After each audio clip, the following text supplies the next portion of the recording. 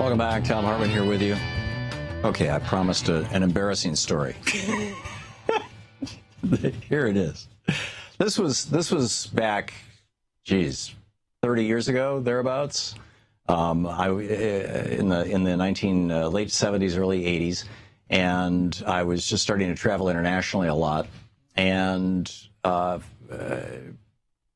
went to my doctor and said, you know, any chance I can get sleeping pills for when I'm out of my time zone, because I would just get whacked when I'd get to Europe and, you know, couldn't get to sleep and stuff like that. And so my doctor gave me a prescription for Halcyon, which is a really strong sleeping pill. And this was, in fact, I think this was before 60 Minutes did a whole expose on people killing people when they were on Halcyon. I mean, it really knocks you out. And you know, flying around a lot, you get to know people on airplanes, and I discovered that probably a third of the people on any given overnight flight to Europe are probably on some kind of sleeping drug, you know, usually low dose, but I mean, I'm serious. You ask any flight attendant. But I'd never taken Halcyon before, so the cautionary tale here is don't do this. So I was flying from Boston to, we were living in New Hampshire at the time. We were running the Children's Village, so this must have been the late 70s. And I was flying from Boston to Germany.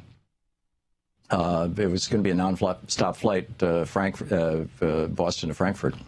And got on the plane, and they served us dinner. You know, we took off, and with my dinner and a glass of wine, I popped a Halcyon and thought, I'll sleep well, and I'll wake up in 6 hours in Germany, right? I mean, that's how it's supposed to work.